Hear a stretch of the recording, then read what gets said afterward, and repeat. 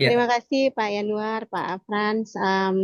Saya sebenarnya mau berdasarkan pengalaman sih Pak. Kalau kebetulan di company saya untuk top leadernya itu sudah sangat aware lah terhadap hal ini ya untuk ya, customer experience. Jadi no isu di situ, tetapi justru yang lebih isunya adalah em, untuk bisa menciptakan customer journey yang baik itu kan sebenarnya yang tadi sudah Pak Yanuar sampaikan di awal bahwa tidak hanya dari satu titik, tidak hanya dari satu departemen. Jadi mungkin kebanyakan orang berpikir customer experience, customer journey itu adalah job desk atau tugasnya customer service department.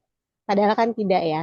Nah, jadi yang menjadi challenge itu adalah dari sisi customer service-nya sudah berusaha untuk bisa lah menciptakan itu, tapi ternyata departemen-departemen pendukung nih yang di belakang layar, yang di back office-nya gitu. ya, Kalau ya. misalkan di insurance, misalkan di bagian underwriting-nya, di bagian Mm-mm. claim-nya, atau di bagian P&D-nya, seperti itu. Mm-mm. Nah, itu kan juga sebenarnya punya kontribusi ya untuk bisa Ya, menciptakan customer journey yang baik. Kalau dari sisi salesnya misal sudah oke, akhirnya dia mau beli insurance. Kemudian dari sisi customer service-nya udah service excellent gitu kan.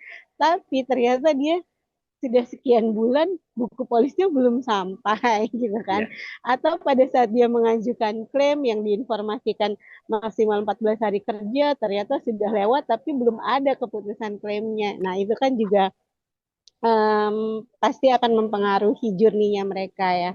Challenge-nya sebenarnya di situ nih Pak. Jadi kita agak kesulitan untuk bisa mengimplementasikan itu karena sebenarnya knowledge-nya memang belum merata justru ke departemen-departemen pendukungnya nih. Kalau yang tadi kan top leader-nya ya. Untungnya Mm-mm. top leader-nya sudah gitu, tapi departemen-departemen pendukung ini yang agak sulit ya. Mungkin Ya. ada nggak sih eh, tips atau saran lah bagaimana supaya kita ini bisa bersinergi, kemudian dari sisi customer service juga tidak karena kan kita dari sisi, kebetulan saya dari customer service-nya ya Pak. Mm-mm. Jadi saya agak sedikit cerewet gitu. Ya. Ini gimana nih klaimnya udah hari kesekian, nah sabarnya nanya-tanya terus gitu. Jadi kadang kita ya actually-nya itu emang bener-bener ternyata kayaknya dia cerewet banget sih nanyain melulu. Dia nggak tahu apa harus diinvestigasi seperti itu ya Pak ya. Ya, ya. Padahal sebenarnya kita tujuannya ya tadi untuk bisa menciptakan customer journey yang oke gitu. Sometimes tuh kayak ngerasa, aduh gue jadi kok kayak dimusuhin sama departemen-departemen lain nih gitu. Karena kita ikut nge-push gitu. Itu Iya, sih Pak iya. yang jadi challenge. Thank you. Terima kasih Bu Astaria. Pertama saya mau bilang, Ibu you are not alone ya. Ini Ya, adalah hal yang sangat common sekali ya. Tapi ya, satu yang perlu disyukuri adalah top leadernya aware terhadap itu ada sesuatu yang ya, positif ya. Ini relate banget dengan pengalaman saya. Salah satunya ada challenge-nya adalah ngasih pemahaman pentingnya customer centric tadi ya di unit lain ya. Sedangkan mereka mungkin tidak terbiasa dengan istilah itu, tidak terbiasa dengan data dan improvement, tapi terbiasa dengan activity operasional ya. Itu relate banget saya juga ngalamin itu. Dan kalau dipikir-pikir bikin pusing ya Bu. Gitu. Ngatur orang yang bukan, tanda kutip ya, yang bukan sesuatu yang bisa kita atur atau bisa kita kontrol. Tapi yang perlu kita sadarin adalah pada akhirnya as a orchestrator ya harus ada satu orang yang ngasih tanpa lelah, tanpa capek untuk melakukan itu terus-menerus ya kan ya. Walaupun sebenarnya tugasnya itu adalah di culture. Hal yang bisa dilakukan kalau dari pengalaman saya adalah saya coba kerjasama dengan tim L&D untuk bisa dimasukkan salah satu training wajib ya. Training wajib di awal either dari proses onboarding atau rutin secara berkala mau 6 bulan sekali atau 1 tahun sekali. Customer centric mindset itu harus masuk ke bagian dari training wajib ya kan. Jadi bisa kalau lewat jalur L&D kan itu jadi sesuatu yang sifatnya kewajiban ya. Walaupun mereka kadang mindsetnya nggak bisa dipaksa atau nggak bisa dikontrol, tapi setidaknya akan ada mindset yang masuk secara rutin, doktrin ya, mungkin doktrinisasi ya. Dan nanti pematerinya siapa? Mau dari orang customer experience, customer service, atau yang fokus ke service, yang lebih concern ke customer, nggak ada masalah ya kan? Karena itu penting. Nah, di situ manajemen juga terlibat ya kan.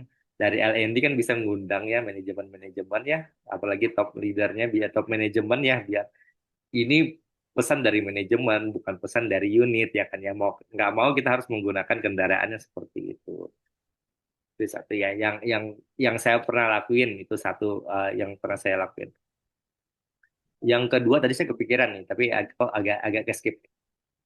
Eh, yang kedua KPI sebenarnya gitu.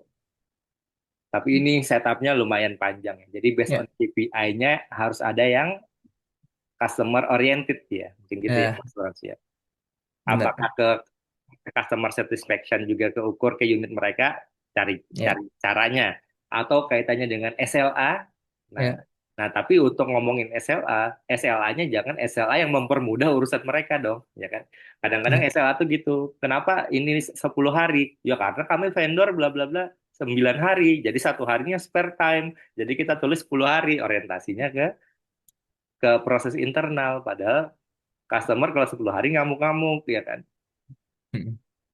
Ya kan ya kalau ada masalah harusnya satu kali 24 jam, dua kali 24 jam. Kan berarti solusinya nyari cara gimana untuk bisa memperendek SLA, bukan bukan dengan biasanya atau proses yang biasa dilakukan as usual ya kan.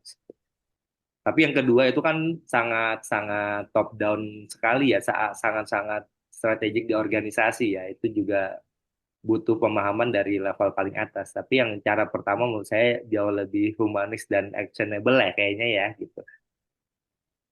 Jadi satu hal yang wajib dimiliki oleh mereka. Jadi kalau di core kompetensi ya, customer centric itu jadi core value. Berarti core value itu berarti kan semua orang di perusahaan harus punya apa kompetensi itu kan.